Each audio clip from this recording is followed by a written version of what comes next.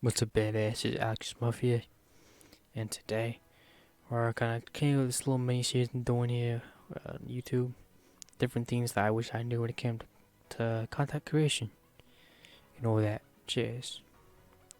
So this video is going to be editing after you got your video up, and kind of how I kind of customize my thing, which was actually, I do not believe this is the default setup for Vegas Pro, which is the one I'm using. That I kind of customized. I have our preview bar here.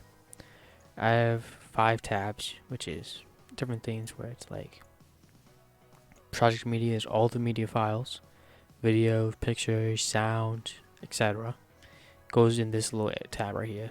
Explorer is like if I want to get things off my computer, which it's really annoying to do so. It's easier to just have a thing come right here and you drag and drop it. Alright. Get that out of our way. Media generators is like text patterns, which I have a lot of text I use. Transitions is little fancy things to be fancy. Like where's the one? Where's the one that was used in Star Wars?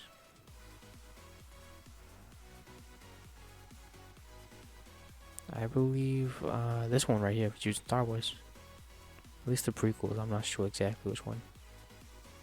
And then video effects is like for color correction, chroma key, so if I have a green screen for a video, cookie cutter, something like that. Color curves, color correctors are both different color manipulation. Gaussian blur and film grain. The film effects, what's this film effects? Very old. Circa 1980. 1908. Wow. There's a lot of different ones you can do.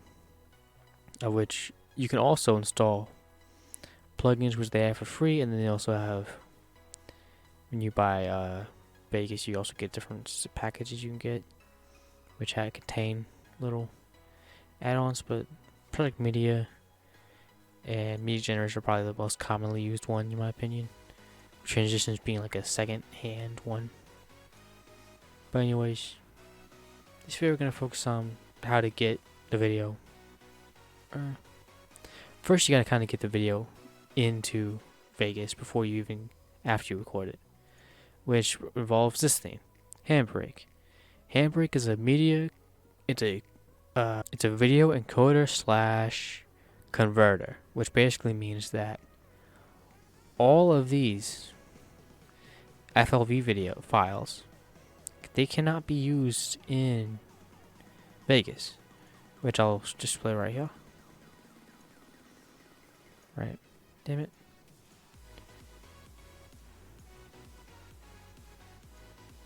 As you can see, none of the files out in Vegas could be opened. It's not compatible. So you gotta do the next best thing. Gotta use this here. Now, to stay organized, alright, this video right here.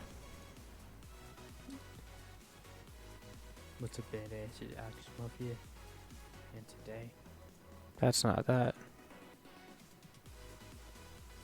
What's a badass? It's Mcsmuff here. There you go. So that's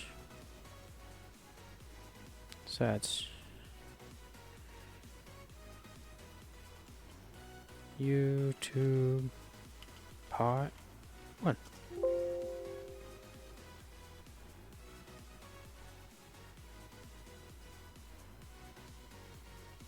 YouTube part 1. I took off the FLV extension, but there you go. I renamed it, right? And then I go over here to file, which has this, and I had first try, but the audio went bad. So I still kept the audio just in case. I could recover it later. Or something like that.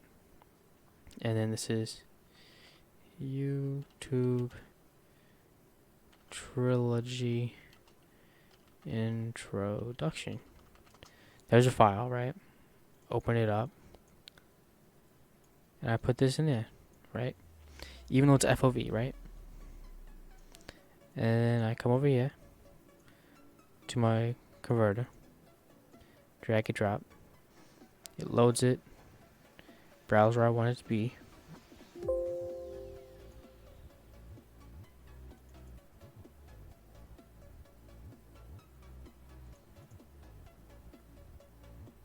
Come over here to YouTube video series, YouTube Trilogy Introduction. I name this, so it's gonna be YouTube converted 1. Save. Hit add to queue. Start encode. It's gonna take a minute to encode, which for longer videos will take longer. For short videos it takes shorter. Although, yeah, it's gonna take a minute 45 for us to do. Alright. And once this is converted, it's gonna be able to be put into Sony Vegas. But while that's doing that, I'm gonna show you something, which is why this. So when you come over to this video, this series right here, you can look right, and you see Cicada Prank, which actually this is different. Chicago Cobble Wool, right? This is a project file for a video called Cobble Wool, and here's a little project file for Cobble Wool, right? But this is the converted video files, which is 3 parts of the video, right? With a little MP4 SFK things for that Vegas creates, right? But this is over here, right? So if I ever want to send this Cobble Wool video to an editor, right, who needs the footage for whatever reason, right? Pick one of a million reasons. They need a bottom line, right? I have to drag this into here, and then I have to do a remap of where the project file is saved. Before then, I can send it into a compressed folder, and then send it to the editor, right? But for this video, Sunday, what I could do right here is I have the project file, all the media used in the project, which allows me to just right off the bat be like, oh, you need this video and the project files? Okay. Send to, compress zip folder, done. Okay? That's that. Or, however, that's like the basics. That's bottom line what you have to do, right? Something I personally like to do is, let's say for a video right here, for unturned 5x loop server, right? This video, I have all the project media, which is a bigger project, which required all these images are custom made on the spot in editing, okay? Which requires at least this, almost each video, or not video, but picture took at least 15 minutes, whether it counts finding the images, editing it, or implementation of the image into the video project, right? And that includes all of these. And even though this one probably took like 5 minutes, because it's just outlining the kid. Alright. So yeah. You got all these video projects. You got this video, right? And you got all these little bits of the video put together. You got the project, you have all the SFK files. You even got little things like this. This is a minute 48 video that took 10 megabytes off. I could, if I needed to, hold on, let's pick this file. This file is 11.3 gigabytes. If I need to jump down, I can probably just go through and lower this, but I don't believe I need to. And another thing too that's really important about this is I have the subtitle colors, which is a little text. This is a text file, which lists a bunch of information for the video. So it has the subcolors for different people's subtitles, because there was 4 people talking at different points in this video, which was Noah, Colton, Guy in chat, myself. Alright, I put the colors of this chat, I put the colors of each subtitle, so they stay the same. And then also I didn't say the location because the location varied, but I still saved the color for each one, which saved me a lot of time. Juicebox colors, it saved me a lot of time because then I just go over to the thing, I copy and paste this, and then I paste it in the video to change the colors of the text, which saved a lot of time. The punch counter location, just say boom. The color was already the same, it's always going to be the same color, because I was going over preset, which I'll show in a little bit. Which was basically just along continuity to always look in this spot when it came to this counter. So I was counting how many juice boxes that I had, and punches, right? What that is basically just me Time got to me like, oh, when when this scene happens, you look to the top left, the number will go up. That's what the juice box counter was, and that's what this punch counter was. And then little random facts, so I don't have to replay the video a bunch, which was how many hours no I had on the turn. Alright. Now is that's this video specifically, but this video is a bigger project file, so it's not bigger project, it's a bigger project overall, with not the biggest project file. There's bigger project files, but it was like 4 hours of footage to scrub through. Right. Now let's say for 50 Piece Academy, right? These episodes are more small, minuscule. It's only one person talking, so there's not really many facts, right? However, project info, it said go heavy on the shadow tiles and try not to cut deaths for time, because in this video, this video was how long? 31 minutes, which was a lot of deaths in the process, though. All right, so. And then I wrote a note. For 40 minutes, I flubbed a show title, characters on the movie and show covers to contrast how I flub. Right, which that's an incomplete sentence, I would say. Instead of saying to contrast how I flub, to show how different the two shows/movies I reference were. Boom. That's basically that. Alright, and then these are the movies, things I flubbed. Watch the video for context. Alright. And for this one, there's really much to say with this one. It was just speeding up. That's another thing though. In this video, I had a lot of speeding up to do. And you can only speed up so much in Vegas without having to render, right? I had to render a lot. And basically what happened was I had to render 2 times. Which usually I had to render more. But I'm able to put all of it in this product, right? So I have the raw file videos, the sped up videos, the outro a little bit. Even this was put in for a millisecond. I put the entire file in case it needs to be extended for whatever reason, right? This episode, this video info, right? This video info tab at about an hour of recording session. I also seem to desync. No, I didn't realize this webcam was. Oh, this was from the last video. This actually isn't from this video, but this is an example thing. So, released this video 2 weeks after Spider-Man Homecoming release because I talked about spoilers, right? That's a note for the editor and myself, but obviously I'm the editor. But if I ever need an editor, then you look at this facts, then you know, okay, shit. An hour into the recording, I seem to desync because this happened, right? Okay, take note of it. Make sure they have a little piece of paper by them to keep track of whenever audio is being spoken, how it's spoken, so it seems very natural. And it did. So when you're watching a video, you don't think, oh hey, I think the audio just synced. You watch the video, you're like, oh my god, this is funny. Oh, this is very entertaining. This is very educating. Whatever the theme is, right? And I know I didn't realize webcam wasn't recording until an hour in. This means that when the person gets all the footage, right? Let's say there is a 5-person video. That's 5 webcams and 5 points of view. That is 10 video files to add to overall.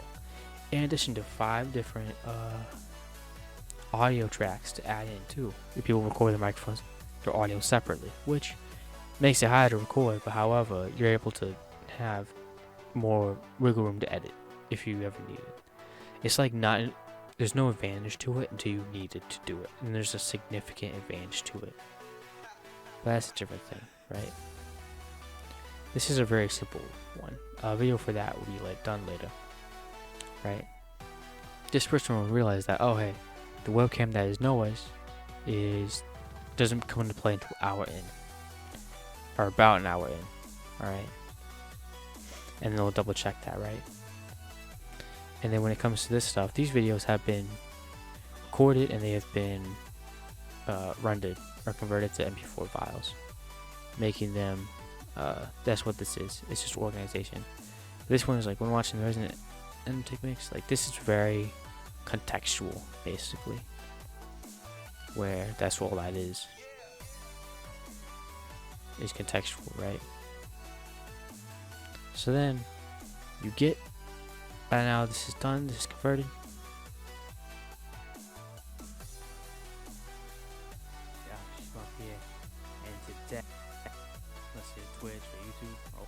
Yep, it's converted, that's for sure. So then what you gotta do is you gotta go over here to your play editor, which in my case is Vegas, and I'll show you how to use Vegas. Alright, so you just drag and drop it in. Right. And it is right now you convert, or not convert, but you put any video into a project like Vegas. You have to put it in like this, at least with Vegas, I do. And it'll take a minute to build the peaks, so now it builds all the peaks visually. So then you just delete that, you know, delete the tracks, and you hit save.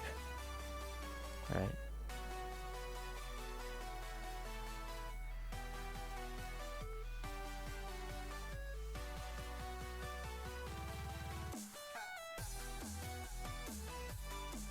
I'll make sure to put it in the right folder. Now I'm going to name it Video 1 Project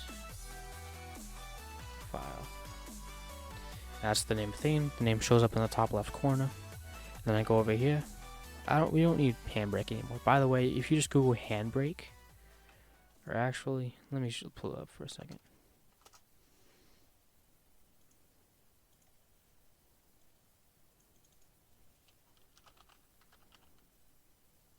If you search Handbrake, then it could be Windows. Yeah, there you go. It pops up. It's the one with the pina coladas, which doesn't make sense, but yeah. There you go. There you go, and that's just search Handbrake, Windows, or whatever your thing is. You know, it works. That's that. So, anyways, you get your project right. You always convert it right. Usually, you want your project settings to be set, so you don't actually need this to go off the capture settings. However, that may vary for whatever you're recording, right?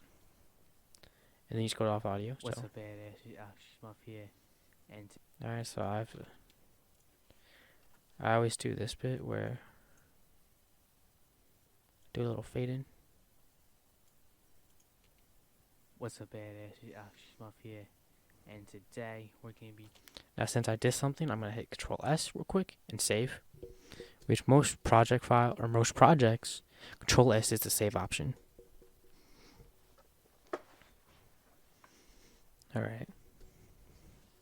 Now I'm just going to go all out with this to show it real quick.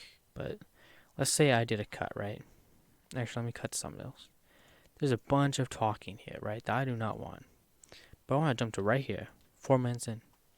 For a little cut, right? I drag this drop. Now also, if you have this, little tip for Sony Vegas. You can actually use the numpad keys. If num lock is on, then you can move the time video. But if num lock's off, you can move the cursor itself. Just a little bit. Alright. And then you hold it with the numpad, you can move it. But it's also faster to do this. Now when you're moving stuff, you'll have like the first little like click or that blue line. Click your thing right there. You can do a little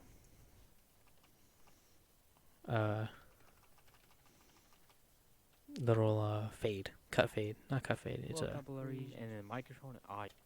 No, I'm gonna mute this because that audio is bad, but just visually add this in, fade. All right, and then also let's say to show you what I was talking about earlier with the text, is I had under subby is my subtitle thing, right? So I can have this say, if media generators want to have a seizure, have it say something sort of positive, right? So, yeet. Alright, but that's kind of small to see, so I make it bigger. Actually, I'll make it a lot bigger, I guess. Boom. Yeet. The message. So then I go over here to different project files, right? I'll pull up this one in particular. Right. Now when you're editing, it's great to have a second monitor so I can just go to the side, highlight something, copy it, right? So let me go up Noah's colors, right? Noah's colors is very basic, right? It's a blue, I believe, right? Go over here, I add the text color, I copy, highlight, paste, hit enter, change the color. But I want to be like, oh shit, that wasn't Noah talking, that was Colton. Or someone else talking, I have to change the subtitle color to 8. Highlight, put the key in, or paste it, press enter, changes the color. Alright. And that's simple because let's say if right, and the same thing, yeah, change the colors to green. Now if I wanted, if I wasn't using a preset, which was font and everything else, I had to change everything from hand. I just do this, or I want the default text, but I also want pump. So, I want it like that, but I want the color to be this color. I did that like nothing, right? And it saved me a lot of time, so I didn't have to look at the two versions of the text lexicon and be like, hey, this looks more green than this, or the color I'm going for. So yeah, it saves me a lot of time. Alright. Now one thing though, when you're editing, is hit save a lot. Save. Now also, when you're going, I clicked the wrong thing. Yeah, I clicked the wrong thing. Now when you're going to edit with Vegas, one thing to do is go to preferences, go to video, and you're going to have GPU acceleration off. The reason why is because this can cause a lot of crashes on your computer. Alright, just let me open that back up.